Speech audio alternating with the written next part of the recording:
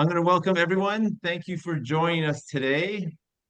We have an hour with you, and it's going to be a busy one. We're going to aim to give you a top-level overview of accessibility with a focus in the washroom. Just a quick warning, we are passionate about this topic. All of us, there are the panelists, including myself. We have a combined experience of about 50 years or more in this space, quite literally. We have lots of stories about the accessible washroom, but the focus today is really on code and the value of us going beyond code and what that means for your project, for your clients, and their community, our communities. So again, we do risk going over 60 minutes. So if you can't keep on for longer than 60 minutes, don't worry. The session is being recorded. You will receive a link to the presentation with all the hyperlinks to all the resources that we're going to reference as well. We do encourage questions, but if you can hold off until the end just due to timing, we will have a Q&A session at the end as well. So really, that's the housekeeping. If you can keep off your mic and we'll get going. So let's get started.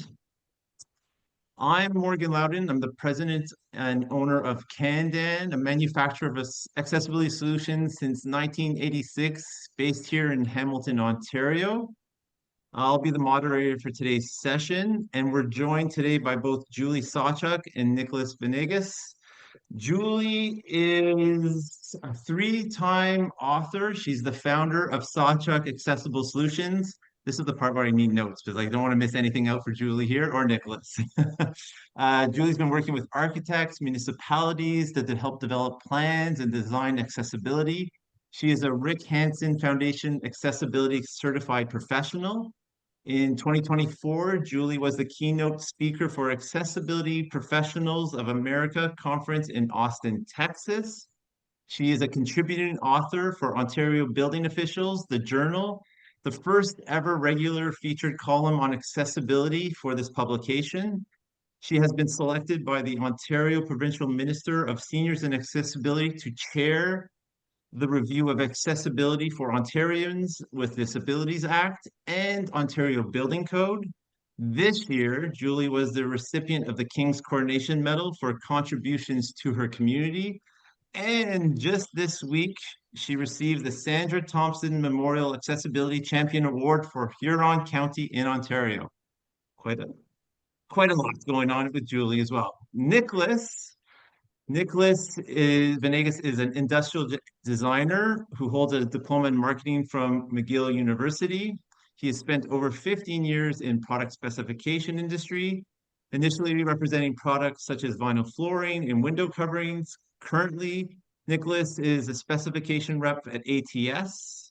Nicholas represents manufacturers such as Bobrick, Preslet, and Spectrum, including Candan as well, with a portfolio covering interior wall panels, lockers, facades, utilizing phenolic material. In this role, Nicholas has participated in the specification of major products across Canada and successfully helping to position these brands as leaders in the industry. With that, I will pass it on to Nicholas to get us going. Thank you, Morgan. Thank you, everyone, for participating and staying with us. It's great to have so many people connected today. So I'm glad we're able to have Julie as the main speaker today. To be honest, I'm just here to talk about code and all the technicalities of what we talk about code. But the reason, why we're here is because she brings a new perspective to everything that we do to provide code compliant products and specs. I guess having Julie as the main speaker talking about all the her experience in those environments that we design, because I include myself because when I send the specs to architects and designers trying to collaborate in their projects, as we continue to provide educated solutions to architects and designers, we should talk about what is beyond code, right? Sometimes we forget about that. So I think this is a great presentation. I'm super excited. So I'll just start with the first slide. So I'll just start why we're here. So effective January 1st, 2025, with a transition period of allowing applications until March 31st, 2025. For projects with substantially completed designs by December 31st, 2024. We're harmonizing with the National Building Code. That's basically we're experiencing so many changes with the interior building code. So we as manufacturers have a responsibility to make sure that all the new products that we're providing, all the solutions that we're doing, they're code compliant. Many, as you might know, many specifications in the market do not meet code, and that's easy to to build beyond code. And that's basically why we have Julie here. She's going to be showing us some videos and pictures of things that she has to experience going to those washrooms that either do not meet code, or when they meet code, what are some of the other options that we can do to provide more accessible environments. That's basically what we're here. So just to let you know, so at ATS, we help make easier that by specifying code compliant products. Besides the products that we rep, we'd like to make sure that we provide a document to the architects and designer or AIT community to make sure that they have documents that they can edit easy for them for current and future projects. So I guess, Julie, the floor is yours. You can go ahead, and I'll just jump in with technical information. Thank you, everybody, for being here. Thank you, Morgan, for that introduction, and Nicholas for having me be a part of this. I think it's a very important part of the conversation, bringing the lived experience into explaining and helping you see the why behind everything that we do. We know that accessibility matters. We don't always know the why. And if I can just go back to what I call Julie 1.0, I used to be a high school teacher, and in that role, I was teaching students with disabilities in my classroom in my science lab. And I really thought that I was doing everything that I could to make everything as accessible as possible. And then I became a person with a disability. I sustained a spinal cord injury 10 years ago, and that changed everything for me. And now this is what I teach. I teach accessibility. I have professional photo shoots of me sitting on toilets. I think I'm the only one that does that. But that is because it is the most important seat in the house. And crisis averted. All right. So when I sustained my spinal cord injury, I spent 3 months in rehab hospital trying to figure out how to deal with this body that no longer worked the way it used to. And when I was in rehab hospital, I knew I was coming home to this place here, to my house, my 2-story, 115-year-old farmhouse. And that was an incredible challenge. As you can probably imagine, there's not anything in an old farmhouse that is accessible. We built a ramp so that I could get in the back door. But that was the only entrance and exit that I had. You can see the front door in this image is these 5 cement steps. That was my emergency exit. So not safe, not accessible. And safety was something that really came to the forefront of the conversation about life in this house. I came home to these 2 wonderful kids of mine, and they slept upstairs, which meant I didn't actually get to tuck my kids in at night for, it was about 2.5 years. And that, as you can imagine, was quite, it was sad. It was hard. And in the life that came after that, it was an insurable accident. So I had the resources, I had the privilege of having the resources to build a new house. So you can see in the background of this image, my old house, we built it as close as we could to the new house, or sorry, we built the new house as close as we could to the old house, to maximize access to the well and to the electrical. But we had the space to do this. And we have 10 acres. We live in the country. Not many people have the option for doing that. The difference that came in moving into this house was the independence and my ability to do everything that I wanted to do, coming and going. I could take the garbage out. I can cook in my kitchen. There's no second floor, no elevator. Everything was designed so that I would be able to do it myself. Even the breaker box, we switched to be horizontal so that I would be able to reach all of the breakers should anything go amiss. So independence being number 2. And the last piece of the puzzle here for me was dignity. And this is a picture of my bathroom in my new house. We had just moved in. I didn't even have like the art on the wall or the shower bench or hooks or anything in, because we wanted to feel it out and see how it worked.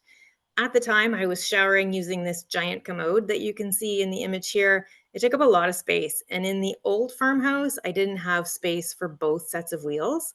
So I had to do this like wheelchair Jenga kind of thing and push my wheelchair out the door of the bathroom so that I have space to maneuver this thing. So that's why we built this bathroom to be so big, so that I didn't have to sacrifice that little bit of dignity every time I had to like roll through the kitchen dripping wet to get into the bedroom and get dressed, in the hopes that my wheelchair hadn't rolled away while I was having a shower.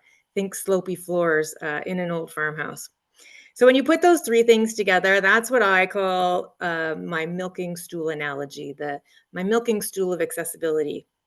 Imagine being tasked with something like milking a cow, where you have to sit on a milking stool to do so. And you were given a stool that didn't have 3 equal length of legs. And how would you feel if you had to sit on that stool and do that job? You'd be off balance. You might feel a little frightened. You'd be like, why is this the tool that I have? Why can't we do something better than that? And that's what accessibility is. Accessibility requires these 3 things to be in place: safety, independence, and dignity.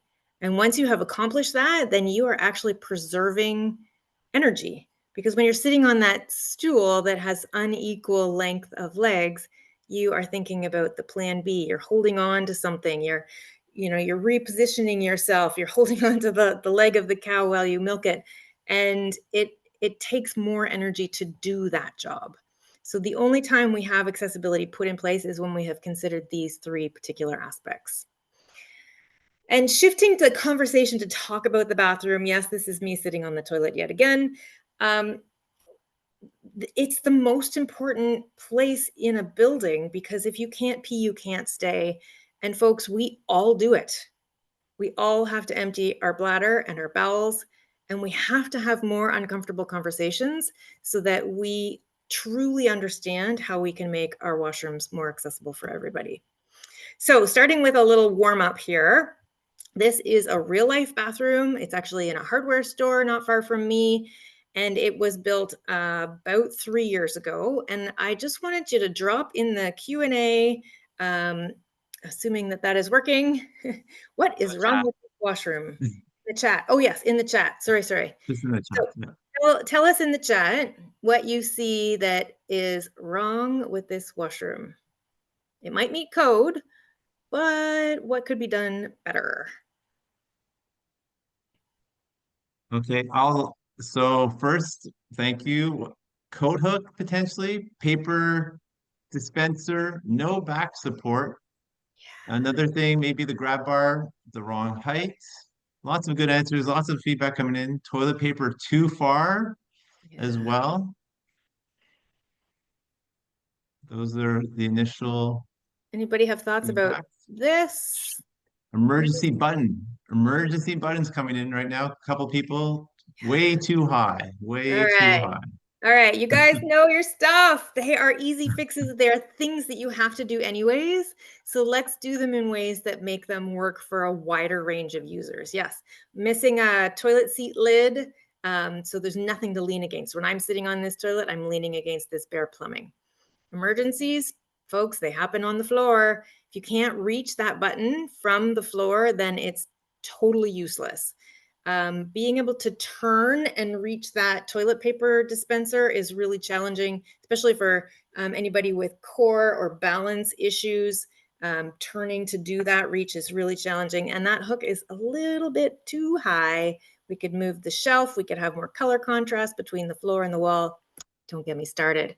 So when we talk about accessibility, we're looking at some high level information here. We're looking at space, especially for a mobility device, a service animal, an assistant. We're looking at the ability to reach all of the things, especially when seated on the toilet. We're talking about the dexterity of being able to do things like turn locks or pull out toilet paper. The features should not require additional strength. You should not require a lot of balance. You should be able to do everything from that seated place on the toilet. Washrooms, if you can't find them, you can't use them. So signage is a really important part of that. Having good lighting, having great contrast between the features. We tend to do white on white on white in washrooms, which makes hard for people with cognitive challenges or people with vision loss to find their way.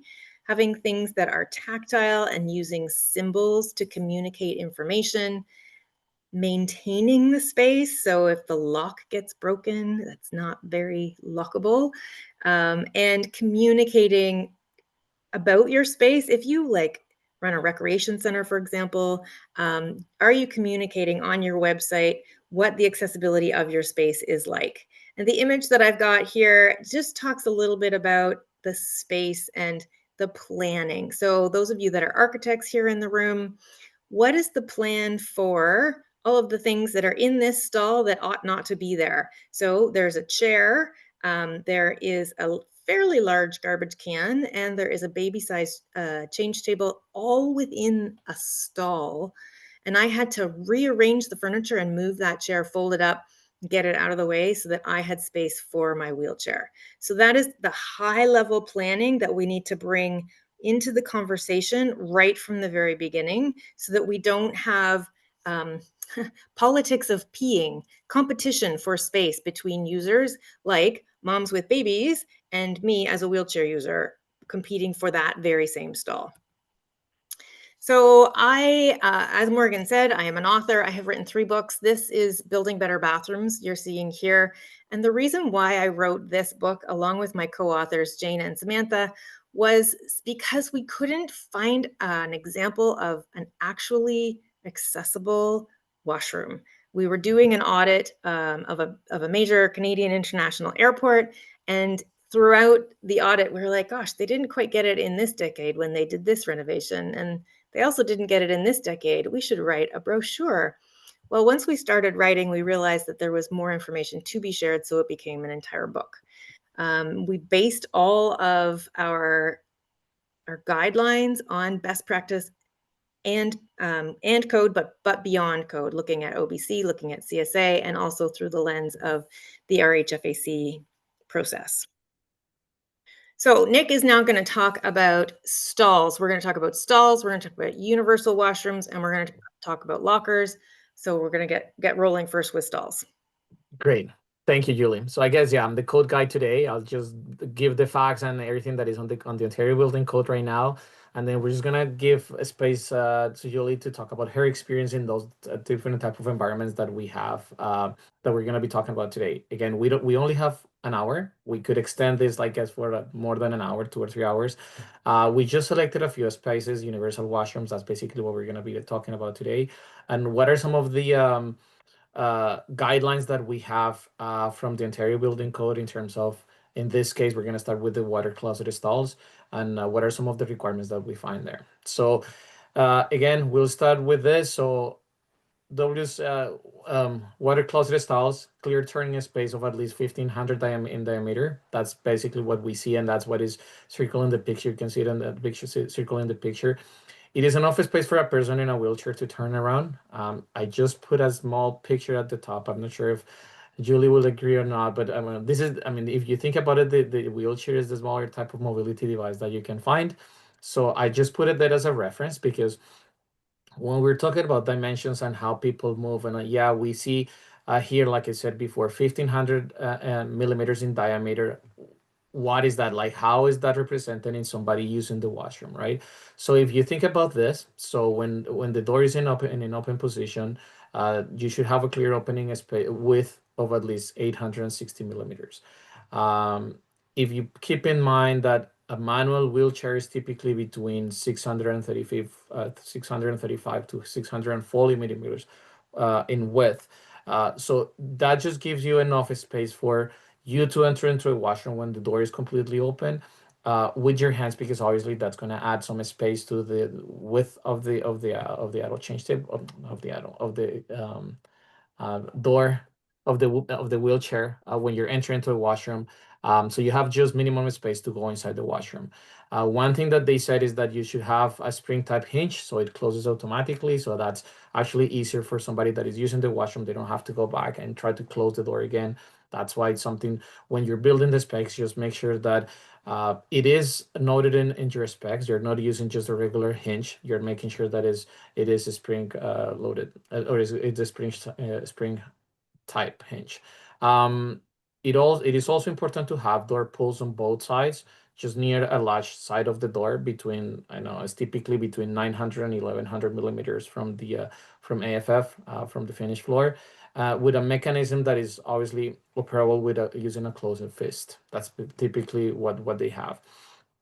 In terms of the emergency release from outside, I think this is key because it doesn't specify a specific mechanism to open the door. So while most of the systems use the Allen key, I've seen systems like, and you're gonna see it with some of the manufacturers, you can just leave the door and open in case there is an emergency.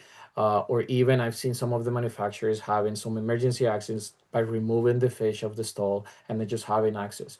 One thing that, and this is something that I wanted to have Jill's perspective because I had an architect asking me the other day, like, okay, this is great. You can open the door inwards, right? If you want to have, let's say somebody collapsed in the washroom and you're using the Allen key or just lifting the door, but how do you actually have access to the person that is maybe laying on the floor, right? That's something that we still, I believe, that is more discussions to be had and see how we can address that.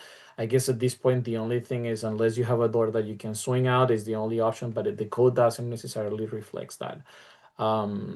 And I'll have your perspective, Julie. I'm just gonna give the last two things, and then I really want to have your perspective on that. And then so a code hook, it shouldn't be mounted more than 1200 millimeters above the finished floor, and it shouldn't project more than 50 millimeters from the surface. I know Julie has a specific requirement for this, but the back support. We had a conversation about this the other day, and where there is no seed liter tank, all back supports are very similar in design, but you will hear from Julie what she thinks about the current options that we have. Because again, you might have seen, and you're gonna see some options once Julie finished. We're gonna present some options in terms of the products, but I really want to have your perspective on that, Julie, as well, because I know you're not completely satisfied, even though we don't provide the lead. You want to have a back support, which not always complies with what you will ideally want to see, right? So looking at the turning circle, yes, when the door swings in, it means it's really challenging to assist a person because they might be actually blocking that door from swinging in. But the door swing also impinges, if it's swinging in, on that turning circle space. That turning circle space needs to be completely unobstructed at all times because a larger mobility device, even a wheelchair slightly bigger than mine, is going to have to do like a 15-point turn to close that door. It might not even be closable if that door swings into the turning circle. So there's two parts to that, keeping the turning circle space.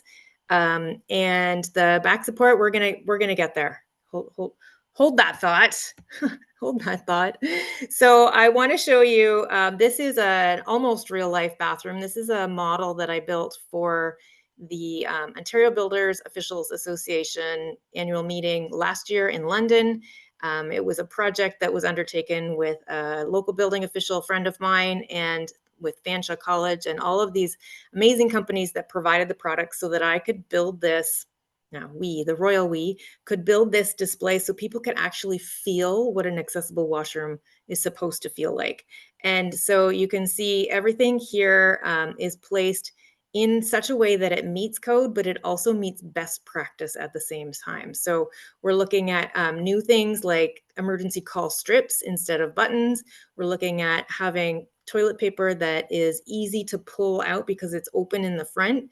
It's not one of those giant cheese wheels of toilet paper. We've got the sanitary disposal placed exactly where it can be reached while you're sitting on the toilet. The flushers on the transfer side. And we have included a fold down grab bar, and you're going to see that in a second in action. And this is that same bathroom, but in real life. This is the Grand Bend McDonald's.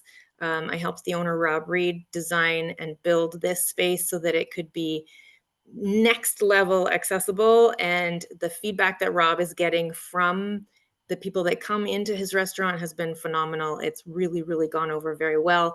What you aren't seeing in this photo is the adult size change table that is just to the left. So we'll get there.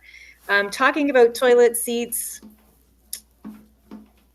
this is the bane of my existence, loose toilet seats. As someone who can't stand, I can't like get up out of my chair and then sit down on the toilet. I'm actually sliding from my chair down onto the toilet. And when the toilet seat is loose, it means that I could continue sliding off the toilet and get wedged between the wall and the toilet. I could pinch my skin of my legs between the seat and the tank or the bowl, and I wouldn't even know it because I don't have sensation. So this is like dangerous on so many levels, which is why I shout from the rooftops about the Sentoco Fasten Lock system, because it means that that toilet seat will never get loose.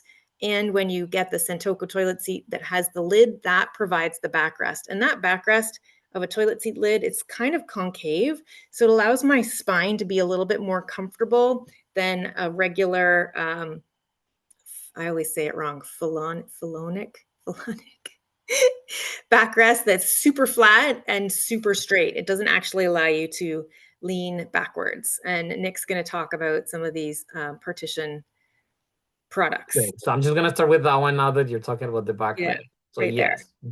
yes, we work with a couple of manufacturers that you can see here, of Bobrick and Frank. They have options with phenolic.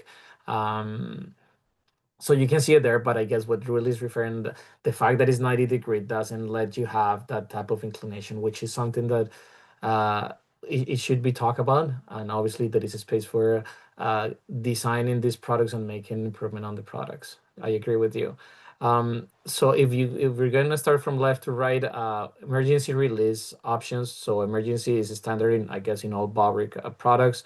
And you can see some pictures here. So the first one is a picture of the Privada system, where you can see actually the emergency release is right on that slot where you have to use an Allen key.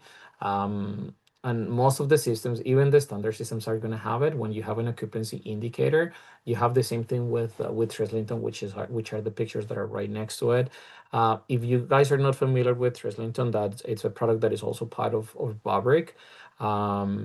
And they design very bespoke systems that allow you to have multiple options, like stainless steel, glass. So they do address those concerns that Julie have explained before. And one example of that is the second picture, which is showing the LED indicators. So if you're in Ontario or if you're in Toronto and you go to a Scotiabank Arena, you might have seen the new universal washrooms. That's basically what is right there. So the LED indicators, they have the indicators, they're showing two colors, white and red. So they remove the green colors just for people that have some kind of difficult visual impairment.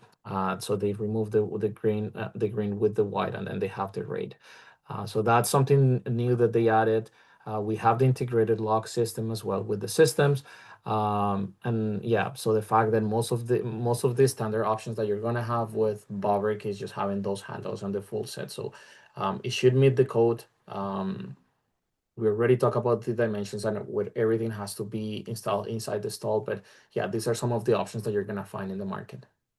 Nick, a question about this, the 1, 2, 3, 4, fifth image here. Is this the lock and it just flips side, like it goes horizontally to It lock? goes horizontal, yes. That is really great because that's a closed fist It's a operable. closed fist, you can operate it. Yeah. Yeah, that is the whole Love idea it. with that system. And if you look at the third picture, it's gonna be exactly the same system. I mean, it's gonna be the same This one. mechanism of how to operate it. It's just a closed fist that you can use it. Yeah, Yes. and that occupancy notification is something that I talk about all the time as well. It's really helpful, especially when the accessible stall has that self-closing mechanism. You might not, like if the door might not be slightly open, so you don't know whether somebody's in there or not. Having that occupancy notification really Yeah, adds. you're highlighting a good point, Julie. So I when I mentioned about the hinges, because as manufacturers we offer many different options, right? The piano hinge is one of them, but you can also use this type of self-closing system. And I put a picture in there where when you open the door, it's gonna self-close. Trislinton is actually one of those manufacturers that uses a hydraulic system, which is great because it's a self-closing system. So it actually allows you to go into a washroom and no rush, and it will just self-close automatically. So I think that's a really good option that you're gonna have in options and from Awesome. manufacturers. Yeah. Let's roll over to grab bars. Grubbers, that's exciting. Ontario grab bars. Yeah, I know. So with the grab bars, I mean, as you can see in the picture here, there is three type of grab bars. They're typically all between 35 and 40 millimeters in diameter. That's standard for the grab bars. For the three types, you're gonna have the straight grab bars, which they shouldn't be less than 600 millimeters. If you're talking about in millimeters, that's the one that is right behind. It should be mounted horizontally between 840 and 920 millimeters from the finished floor.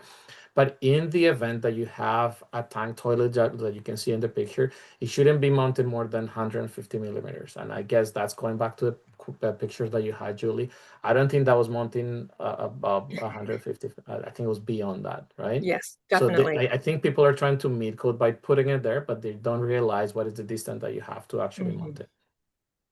So with that being said, we also have the L-shaped grab bars, which it is important to know that the L-shaped grab bar has to be continuous. I've seen cases where people just use two straight grab bars that you put it together in an L-shaped form. That's not allowed. That doesn't meet code. They should be continuous, where the horizontal component on the table should be mounted 750 millimeters above the finished floor at minimum. With a max of 850, but I'm sure, Julie, you're going to have your own opinion about this, because even if they go to a maximum point, it doesn't mean that it's going to be accessible for somebody using the grab bar. And the vertical component, again, it shouldn't go beyond 150 millimeters in front of the wall of the toilet. Again, we're going back to the point where people are mounting it on the right height, but they don't realize how far they should put it from the toilet for the vertical component. So that's something that you have to keep in mind. Now, the last one is the fold down grab bar, which again, it should be wall mounted 750 millimeters above the finished floor. So it kind of aligns with everything else that we have mentioned on the L-shaped grab bar, that it shouldn't go beyond that point.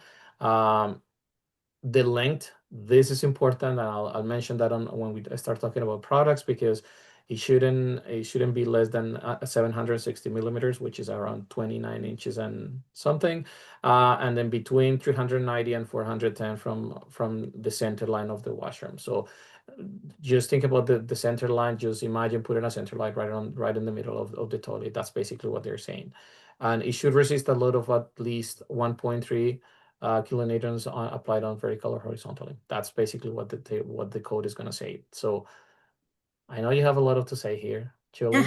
Okay, so I'm going to make this one short. This bathroom meets code, but I don't love it. And the reason why is because this grab bar, the L bar, the horizontal component, has been installed at the maximum range of the allowable height. And it means that the distance between me sitting on the toilet and me trying to get my hand on that and use it for leverage and support, it puts my shoulder in a really compromised position that actually could be dangerous to the safety of my shoulder. So the rule of thumb that I would like people to start thinking about is from the toilet seat to the horizontal grab bar shouldn't be more than 300 millimeters.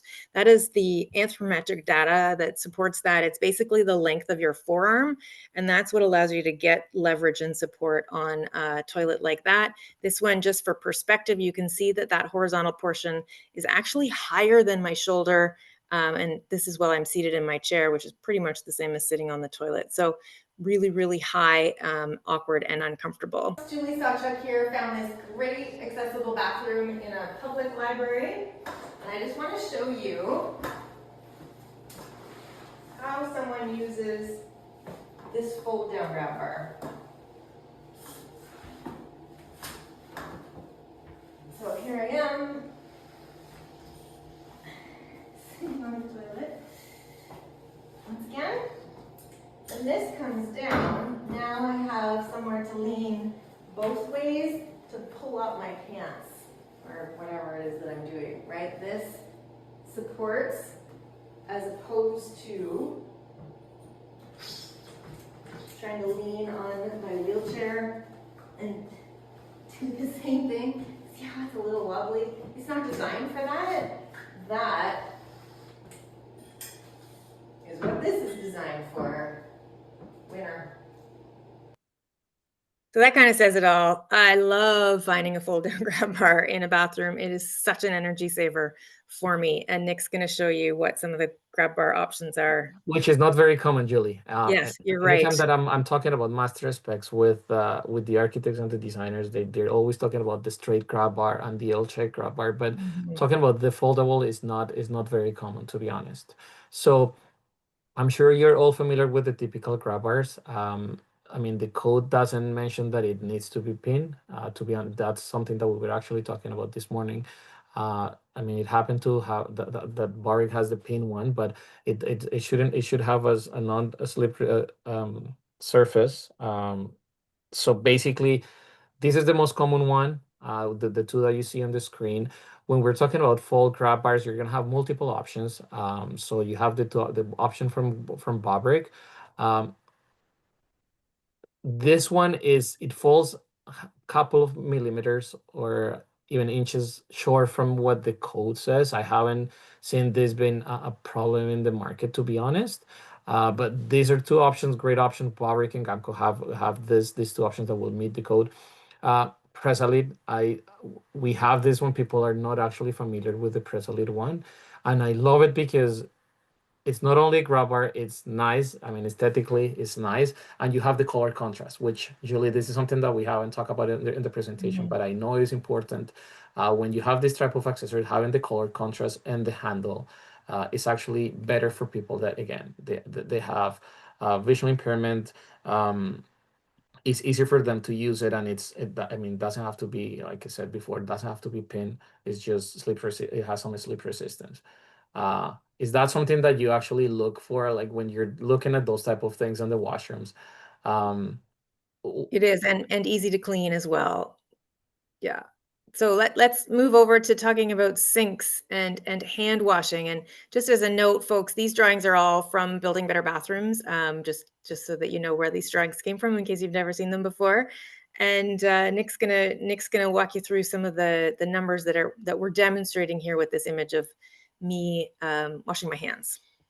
Yeah, so top of the laboratory. So again, we're going back to lab. I'll be talking about the technical part here. So top of the laboratory is no more than 140 millimeters above from the finished floor. So if you keep in mind that the typical wheelchairs or seat height is 485 to 495, and the armrest is just 760 from the floor. You want to make sure that it's not too high for the people that and the wheelchair to use the lab, right? That's something that you have to keep in mind. We have some overall dimensions of the width of the lab. So ideally, at least 920 millimeters wide, and it should have at least 735 millimeters high at the front edge, right? Again, we're thinking on, hey, what is easier for people when they're using the lab, making sure that it's not too high for them to reach the faucet, or in the case that the soap dispenser is well mounted, you want to make sure that it's easy for people to reach that as well. So we're talking about, there is another dimension that we see here, at least 685 millimeters high at a point, 205 millimeters back from the front edge. So again, this we're talking about for underneath the sink, right? You want to make sure that when the person is in the wheelchair, they're reaching, approaching, and they're going to use the lab.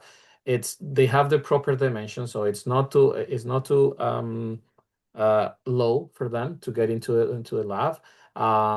We have here at least 350 millimeters high from a point where 300 millimeters back from the front edge to the wall. So again, you're in a sitting position. You want to make sure that not only you have a space for your legs to go in, you also have your feet, right? So that's gonna take part of that space. Lever faucet without a spring loading or operates automatically. I guess as a better practice, we should be using something that is automated. It's for both the soap dispenser and the faucet. I think that just makes life easier. And again, we have a location here, so it's no more than 485 millimeters from the front edge. So again, it's something that is accessible for people to use it. And this is super key, insulated pipes. You want to make sure that they're not way too hot. Usually you have your own experience on this. You want to make sure that when you approach the lab, you don't get burned with the pipes. Yeah, the key there is that the pipes are insulated not for keeping the heat in, but preventing skin from coming in contact Skin. with a hot surface. So you're actually protecting the knees from the pipes, and that is key. I want to share this little bit about reach from the front edge of the sink. We've got some numbers there, but it's all about being able to reach everything while you're sitting at the sink without having to move from that spot. So whether you're sitting or you're standing, you want to be at the sink, you want to be able to reach the soap, you want to be able to reach the paper towel, all without having to step or roll away from that space. As soon as I have wet hands, I don't want to put my wet hands on my push rims to try and then roll somewhere else to find the paper towel or reach the soap. And Nick, I'm just trying to keep us on time here. So I'm gonna move through to the next. I'm gonna look at this example right here, because this is exactly what I'm talking about. I can't reach any of this thing. So the only thing I can do in this multi-stall setup is actually get water. I can get my knees under the sink and I can reach the tap. I can see my face, but I can't reach the soap and I can't reach the paper towel. And that is a super, super common thing in commercial washrooms. So Nick, do you want to talk about some of these products? I'll be quick because I know we are on a time crunch. So, and we only have 15 minutes. So again, we're talking about color contrast. That's basically what we want to show. I know many people go for this design just because they look nice, they match whatever design intent that they have in the washroom. But if you think about it, it also helps for color contrast. That's why I put a couple of options here with the designer series with the faucet and soap dispensers. So you can see different finishes, nickel brown and brass finish. So again, great for those type of environments. As a better practice, I'd like to promote anything that is battery operated or automated. So I put a couple of options here that you can see that is typically what we specified are wall mounted in those type of environments. And here, as a better practice, we're talking about the hooks and how you want to make sure that people can actually reach and put the things on the hooks. We have this one, which I've seen it more and more in universal washrooms, which is called the clutch. And it is a hook, but it's also clutch. So anytime that just picture this, if you have your, I don't know, you have your backpack, but it happened to have, you have your cell phone or your laptop and you're going into a washroom, you want to make sure that you don't put anything on the counter because it might be wet. But if you're going inside the stall, you want to make sure that, hey, the hook is not enough. I have something else. What can I do? So the clutch has been well received, and it does meet code for universal washrooms. We have the shelf and this hand dryer, which is something that I was actually showing to Julie this morning. I like it because it extends, so it does meet the code for it doesn't extend to more than 2 inches from the wall. And when you're washing your hands, it is recessed. So when you wash your hands, all the water is gonna dry out from the stone. So you don't have those spills on the wall or the floor that might be a hazard for people. That I don't know, if you're in crunches or if you're trying to move, it doesn't provide that I wasn't gonna say danger, but a slippery surface for people that are working in. And finally, I mean, the tilted mirrors, that we promote this as a good practice. It's not it not necessarily have to be the only option. You can just have different options with the mirror. Just lowering the height of the mirror inside the washroom. So like you can see in this image right here, we've got the mirror above the sink so that it is mounted right at the sink height and I can see my face. So moving on to talk about universal washrooms with an adult size change table. Go ahead, Nick. This is one of those topics that I'm really passionate about, to be honest, because again, we could spend a whole hour. We could spend a whole hour just talking about I know. So I'll try to make it short. So again, as for code, you're only required to leave the space inside the washroom, inside the universal washroom. And that's what I've seen. This is a conversation that I had multiple times with a couple of architects. So you can leave the space for a wall-mounted, folding, or freestanding table. The whole idea is just to improve the accessibility for people with disabilities. That's why we have those tables. We have here there should be a clear space not less than 810 by 830 millimeters long inside the space inside the area, and it can be adjusted. I mean, the idea is that the table will be adjusted. You can adjust the height. You have a maximum here, which is 500 millimeters, and the lowest range it's 850. That's typically the height range that they have for the adult change table. In the case that the fold down is installed, it shouldn't encroach the transfer space. That is key, right? So because we have all these spaces, every time that architects are designing these spaces, we always have constraints in space. You want to maximize the space in the building. You're doing a universal washroom, and having an adult change table, that's obviously going to take a lot of space. So typically what I've seen, people are specifying fold down tables, but you want to make sure that the transfer space, you still leave a space for people in in a wheelchair to transfer into a table. The load capacity, I mean, as per Ontario Building Code, we're talking about the minimum is 400 pounds, and they have a range up to 550 pounds. That's what we have. I guess we need to do that one, but yeah, so it's 550 pounds. So Julie, multiple conversations that I had again, anytime that I'm doing a launch and learn, architects say, well, this is great, but we don't put it on the specs. It's not required. We just leave the space. What are your thoughts on that? Right. So, folks, not everyone can use a toilet. Kids with disabilities grow up to be adults with disabilities. As adults age, incontinence becomes a thing. So, having a space that is safe allows dignity so that somebody can change laying down is so very important for so many people, and it never becomes part of the conversation. So this image here, you can see I have transferred from my wheelchair onto the adult size change table. This is a Presolite 1000. Because it raises and lowers, I can lower it to get onto it, and then I can raise it when I transfer back into my wheelchair just a smidge, just so that it makes that transfer a little bit easier.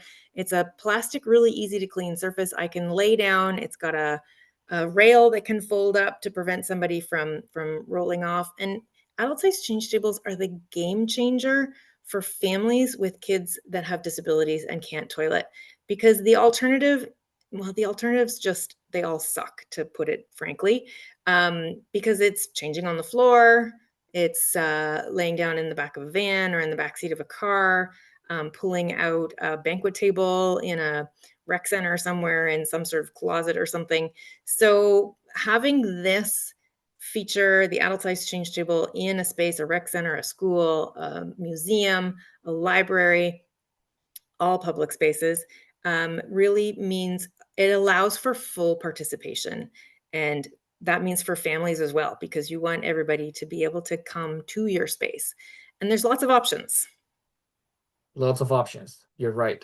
So I guess Presolid, you're gonna see here a bunch of options, different manufacturers. So we have tables from Presolid, which is kind of like the standard right now in the market, in the industry. We also have, so you have the 1000 up to the 4000 series. They all meet Ontario Building Code.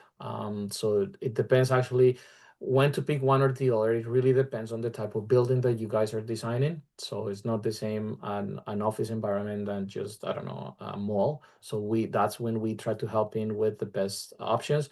KB 3000 again from Koala. It does meet code, Ontario Building Code. The principle of all the tables is the same. It's a fold down table, right? The fact there are different attachment or how you connect it. So some of them are going to be plug in. In the case of the KB 3000 is hardwired, but they all meet code. So they're all great options. I guess the Kandan one, it's something that is new. I'm proud of that one because it's Canadian made now with everything that is happening. That's a topic of conversation, right? Everybody wants to have something that is Canadian made. So the next gen is the design is based on the CSA. For those of you that don't know, Canadian Standards Association, which is accessible design for the built environment, and that's where the national standard of Canada.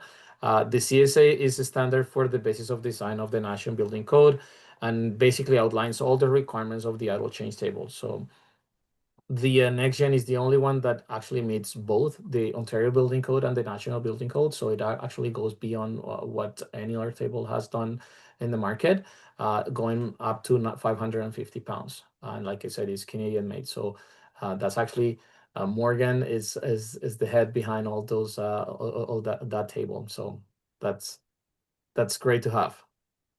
And speaking of changing, if we're talking about dressing rooms or change rooms or locker rooms, this is an example of a project that I worked on at a rec center where they did an addition. And in that addition, they created all of their hockey dressing rooms to be accessible. And one aspect of that was making a bench that was slightly deeper and allows somebody the space that they need to be safe and not roll off the bench. We've also provided some grab bars to allow for some leverage and support, getting from laying down up into seated. I would be holding onto this to try and get myself back up. And this horizontal bar I would actually be using to help give myself the leverage I need to get back into my wheelchair. So that's just one like tiny little example. And I know Nick's got some more information for you about lockers and change tables. Yeah, so I mean, one thing that we found is while the OBC doesn't address the this part of the locker, I don't know, as ADA in the US, we have good sources of information here in Toronto, like the Toronto Accessibility Design Guidelines and the National Standard of Canada. So we have good information there. That's basically where we take most of the, at least in Ontario, that's basically what we take for most of the projects, right? So things that we found in the code, accessible part of travel, you want to make sure that you don't have any obstructor, you have an obstructed space for people to transit in these spaces. You're gonna see a picture right here. So the maximum, what they have, the minimum load reach for people that are in a wheelchair is 400 millimeters when they're trying to use the locker, and the maximum height that you're gonna have is 1200. So again, we're trying to make sure that anybody that is using these lockers is able to reach inside the locker. One thing that we found is that I thought it was super important. Anytime that we're working in a location like you can see here in a public transit arena, recreation center, offices, shelters, we should at least have 20% of those lockers be accessible. I think that is key because sometimes we just forget how many lockers we should account for those for those type of part of the population. So I think that's great. One thing that we did find, and if you go to the next slide, Julie, hardware. I think this is super key. We are always thinking on the hardware. Basically, we just want to make sure that we have something that is easy to grasp, something that is with one hand and doesn't require tight or grasping, tight or pinching, something that is easy to use with the closed fist. With an open fist. And then if you look at the picture right next to it, that's actually a project that we did in Toronto, in Mississauga. So you can see how in the terms of the signage, they play with the contrast of the lockers, right? They play with the white grade and the different grays. That's one thing. And then for people with low or no vision, they're talking about Braille, which is great. One thing that we did for this project, we engrave actually the logo, so it's easy for them if they need to go and touch the lockers, they can actually identify where those ADA lockers are located. Benches. So again, we're talking about benches, we're talking about all the space that you should have. Effective January and this 2025, we have seen that some of the requirements for the benches have changed. I put here what we found in terms of what should be ideal for those benches. So you want to have something that is at least 30 inches wide by 72 inches long, with maximum height of 550 millimeters, which is around 20 inches high. That's basically what we have in terms of the bench. But we also need to think about the spacing, the clear space. So they provided some dimensions to have as a reference.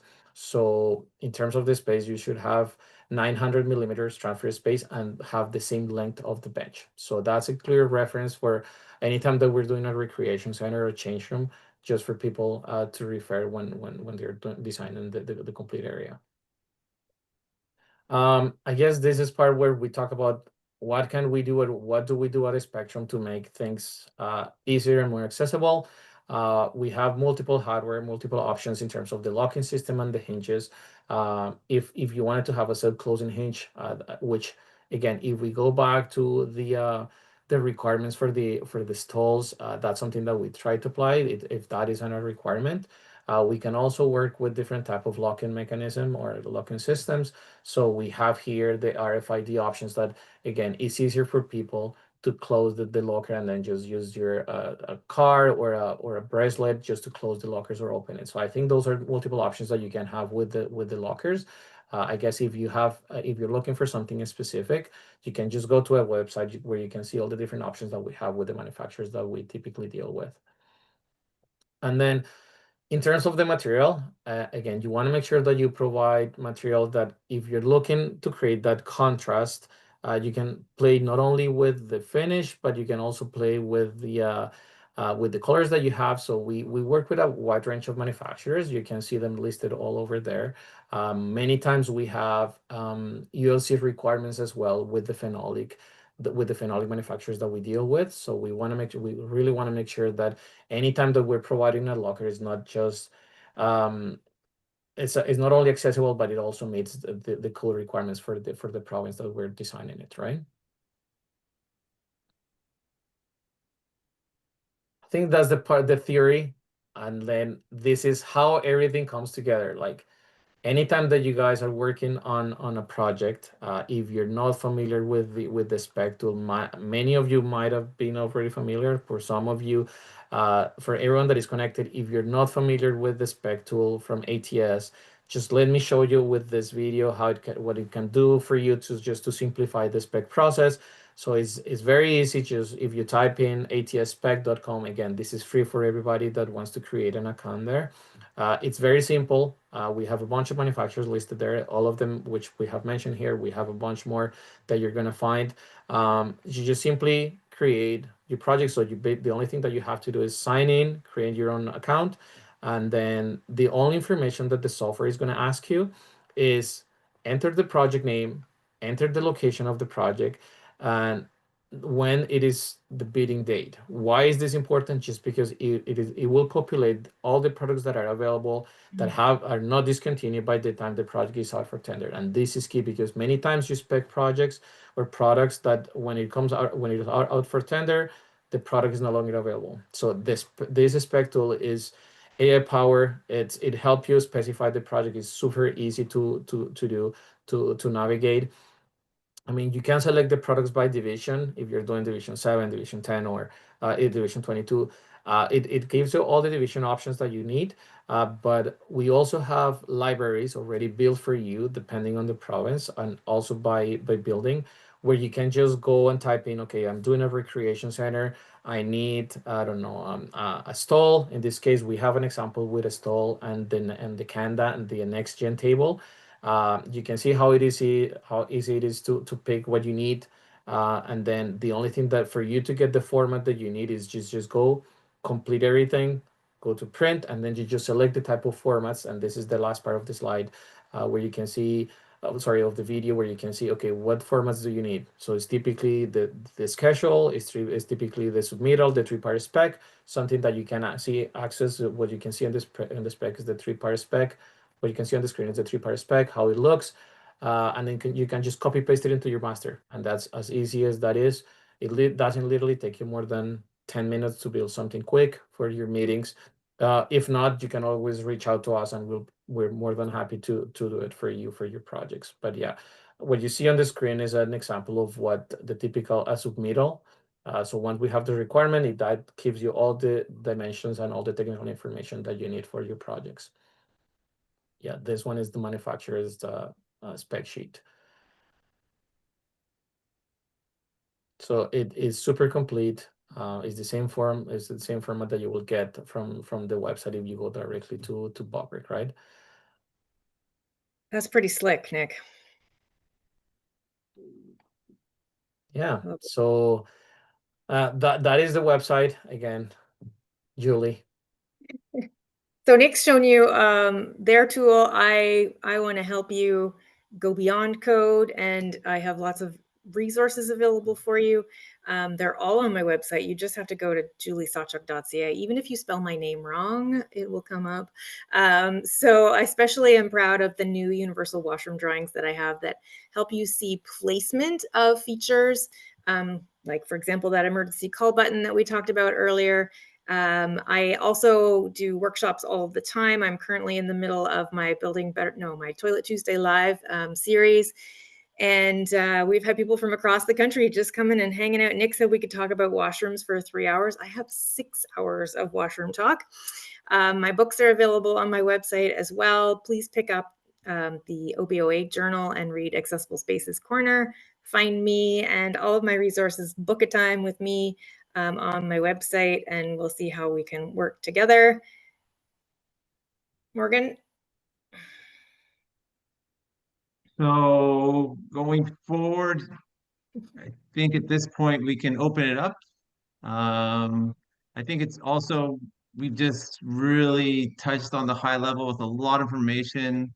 I think all of us on the call here, Nicholas, myself, and Julie, are more than happy to connect with everyone on the call here, even including if everyone's interested in us coming to visit you, do this in live, focus in on a particular subject matter that you want to focus in on around accessibility. I think that's also up for you guys on the call here to reach out to us. Yeah, I think at that point we could, if I'm not mistaken, jump into, we have a bunch of questions that have come up for those who are on the call still, sorry. Yeah, there's some questions coming right now and some questions. All right, so maybe just for timing's sake, we could go back to some that were asked. One interesting one, Julie, came up on the Q&A was from Sophia about any insight to accessibility design for kids. Kids will have a shorter arm reach. Would the 900 millimeter AFF mounting height be still valid for them? Is a good question. The predicament around accessibility, and I think it kind of goes to designing accessibility to be is there perfection in one sense, kind of that topic too. No, there is no such thing as perfect. That is actually usually my disclaimer slide right at the very beginning of my presentation is there is no such thing as perfect. But there are ways that we can broaden the accessibility for like a wider range of users, including people who are kids, who are just haven't grown up yet, little people, by providing, I'm not really sure what the reference is in terms of the height. Like, are we talking grab bars? Are we talking soap dispensers? But that the code is actually saying 1200 as a max height. I would actually like to see that max height lowered to 1100. It works for more people. Ways of making spaces more accessible for kids include having a movable step stool, and like, how easy is that, right? So there are lots of little things that can be done when you just put your thinking cap on and think outside the box. A movable step sink as opposed to one that is attached, because it gets in the way of me rolling under the sink, for example. So there's one thought. The other question just came in as well is, what is your opinion on emergency ribbon button that's along the perimeter of the washroom in lieu of the singular emergency button? I have seen it applied both ways, around the whole perimeter of the washroom, as well as the ribbon switch applied just around the toilet. And it is my opinion that just around the toilet is sufficient, and that putting it around the perimeter of the whole bathroom actually will create the potential for more false alarms just from running into it. And in this particular washroom, where it was around the perimeter of the whole washroom, there was a garbage can, and I ran into the garbage can, and then the garbage can set off the alarm by pushing the ribbon switch. So the accidents, the falls generally happen in that space around the toilet. That's the transfer zone. A wet floor that's causing a wheelchair to slide as the transfer is happening, or just, stuff happens. That is where the accidents generally are happening. So that's where the being able to reach the emergency call system is so very important. Just came in, a question was, do you need a grab bar anywhere around the sink? So do you need it like by code? No, you don't. There are sinks that have grab bars are handles built into the front edge. The Pressolit height adjustable sink has the handles right in front, and it's just nice. Like my husband said about me the other day that I kind of float around the house like I'm in zero gravity. I don't always use my push rims. I'm like pulling on walls or using the counter, and I kind of just move from one feature to the other. So having handles does help with that. And some people do need some support when standing washing their hands. So would it be a bad thing? No. Is it required? Also no. So would it be a bad thing? Anyways, I'm doing too many negatives. Go ahead. I think it's something that more commonly found in residential accessibility, like when Yes. people, adapt their home to their needs versus in public space. But sometimes it's not a terrible idea, just a matter of the application in the environment. Let's see, I think we have a couple more here. Julie, what's your opinion of the turning circle going under sinks, provided there's pipe protection and adequate clearance under the sink? If there is true knee clearance under the sink, then I guess it's okay. But my knee clearance is not the same as somebody's knee clearance when they're sitting in a power chair, for example. Their knees are going to be a lot higher. So really and truly, that full turning circle should be totally unobstructed. Okay. I think that's there was a question going back that we kind of got into. I just want to make sure that we did cover it. It was regarding the fold down grab bar and the force that standard fold down grab bars require to lift up and down. And also, what is your thoughts of the design where you have the toilet paper that is mounted to the fold down grab bar? Is that a good design to have? Well, okay, so the force required, there are some grab bars that actually lock in the upright position. I hate them because it means that I actually can't lower that grab bar until I get onto the toilet because I don't have the strength, the core balance strength to lean forward, reach, lift it up, and then lower it down. And then there are some that just have really tight hinges and are hard. Like I get on the toilet and I have to do this to really fold it down. The samples that Nick showed earlier are all really easy to fold down, and that is key because if you can't fold it down, you can't use it. So absolutely, that is really important. Toilet paper mounted on the fold down grab bar. I was in a bathroom a couple weeks ago, and the toilet was centered on the wall, sort of. So they had one fold down grab bar between the toilet and the wall, and the toilet paper was on the wall. And so I had to put my arm between the bars on the fold down grab bar and lean on them so that I could actually reach the toilet paper that was actually mounted on the wall. So having the toilet paper integrated, even just with like a sticky holder thing on that lower bar of the grab bar it's a bonus. It's like, oh, look, I can reach the toilet paper. Yeah. All right, that's great. Here's a good one for you too. I know you'll like this one. Julie, you referenced a fastener product you mentioned to secure the toilet seat. And was it the lid as well? I think that was just to Yes. confirm. You can maybe dive into that a little bit. Yeah, absolutely. So yeah, they're a pair. There's the Sentoco is the manufacturer, Canadian company, made in Windsor. Love them to death. Folks, I'm not an influencer here. I just talk about the products. I was that going to tell you love. that. Are you an influencer? I want to be. I want to be a toilet seat influencer. Honest to God, I do. And it's that important. That's why I talk about it. So it's the Sentoco seat that has the fasten lock, and I do this with my hands because when you tighten it under the toilet bowl, it clicks to the point where it's firmly attached and it will never loosen. And I go places all the time and find loose toilet seats, and I'm like, oh, I guess I can't pee here. So that is actually on my website. All of the products that are like Julie's favorite products or Julie's favorite guidelines, they're all on my resources page. So you'll be able to find that there. And I just dropped my website in the chat there so that you have direct access to it. Kind of a question, maybe suggesting, will you be doing a webinar for the barrier-free washrooms that are not stalls?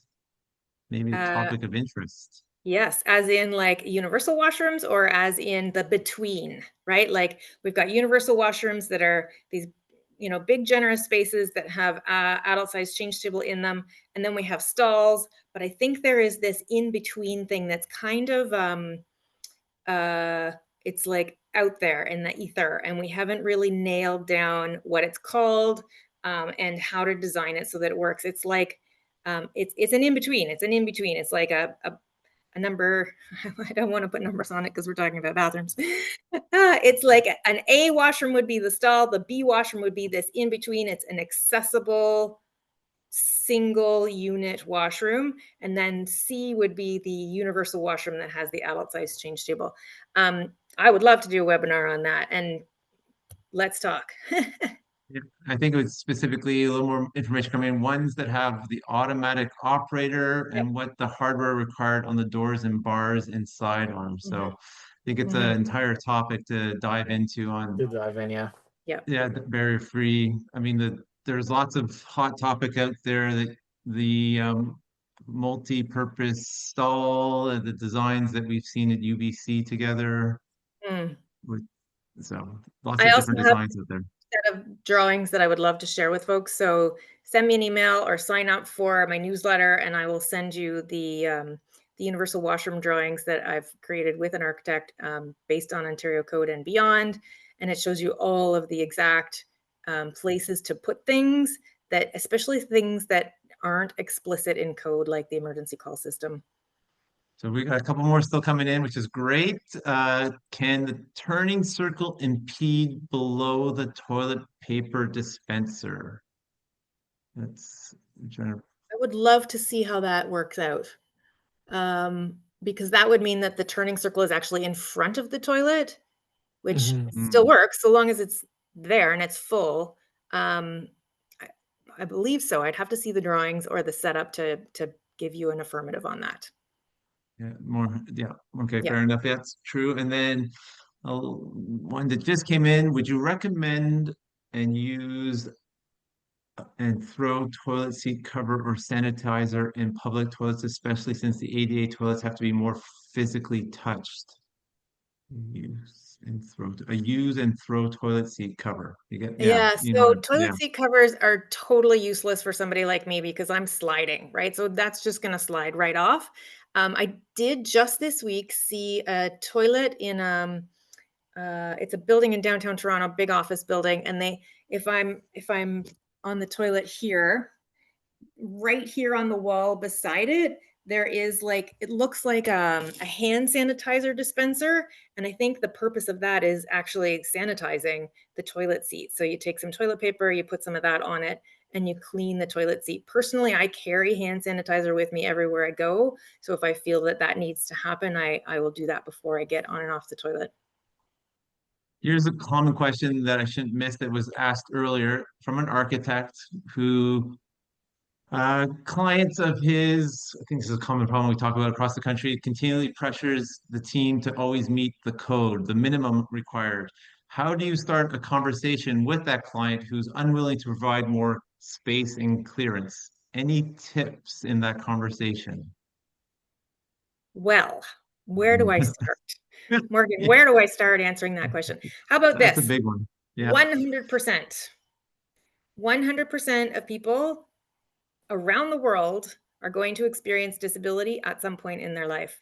You are going to have a disability. You just don't know what it is yet.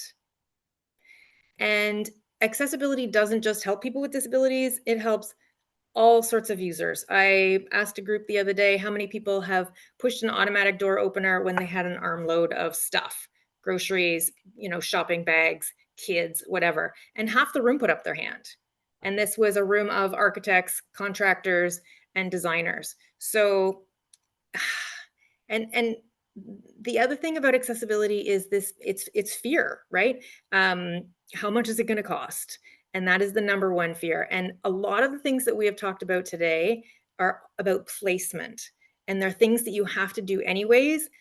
Things like color contrast. You have to do floor, you have to do walls. Let's pick colors that distinguish the two from one another. So a lot of it is actually things that you're doing anyways. You're just tweaking it, or you're thinking a little bit outside the box to make sure that the way you do it is addressing the needs of everybody, people with vision loss, people with physical disabilities, people bringing attendants into their washrooms, people who can't toilet at all. I'll have a whole nother Yeah. webinar just talking about this. Yeah. Follow me on my Absolutely. LinkedIn and you will find all sorts of hints and tips of like easy wins. There's a good place to start. Yeah, and then we did get a question back initially when we were talking about water closet stall. It looks like in our drawing we had 860 millimeters. In 2024, OBC reduced it to 850 for stall doors and other doors.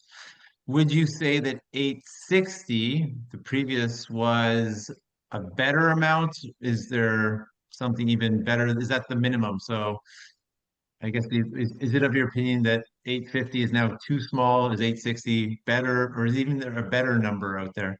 Well, you know what, folks? Bigger's always better because our mobility devices are actually getting bigger. And when you attach something to it, like you've got a bag hanging on the back or an oxygen tank, some manual wheelchair users have a power front add-on, and that takes up more space. So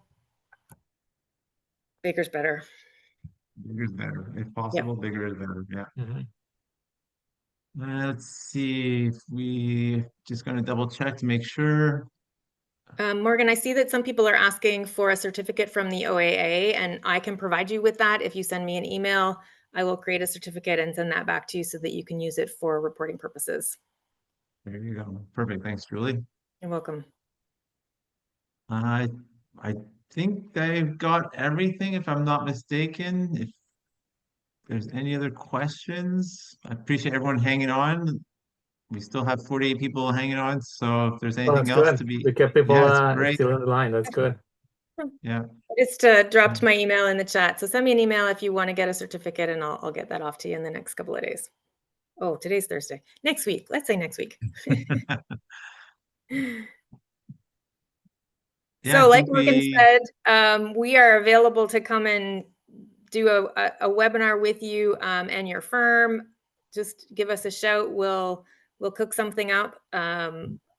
There is so much more to talk about bathrooms and everything else that you do when you're building a space. great. There you go. And Thanks, yeah, for everyone. the so this is recorded as Morgan mentioned at the beginning. So we're gonna send an email where you're gonna have a link to the presentation, and then yeah, just have access to Julie's information as well as the spec tool. So good. That's awesome. Thank you, Okay. everybody. Thanks, Julie. Thanks, Nicholas. Thanks, everyone, Thank for you, Julie. joining Thank you, today. Morgan. All right, this was great. Thanks for being here, everybody. It's been fabulous. I wish I could see your faces. That's the downside of the webinar part of it, but I know you're all out there thinking about toilets differently. You're not going to see things the same after today. Once you see it, you can't unsee it. Thanks, All right. everybody. Bye. Thanks, Julie.